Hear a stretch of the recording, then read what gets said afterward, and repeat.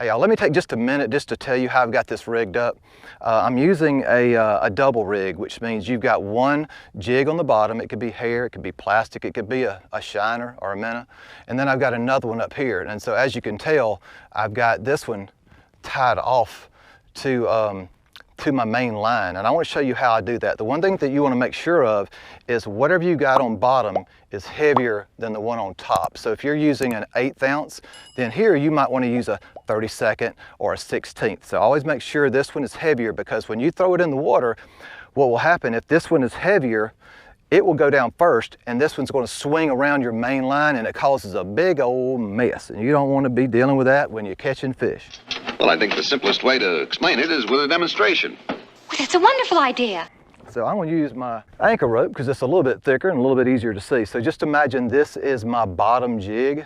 I still don't know the finer points. You better just keep showing me. So what I'm going to do is I'm going to come up, and this is more, but I'm going to come up 12 to 15 inches, and then I'm going to just pinch off some line. So let's say about this much, okay? Now all you're going to do is you're going to wrap around, and you're going to wrap it around again, and then you're going to pull it. On monofilament or braid, you might want to do this 4 or 5 times.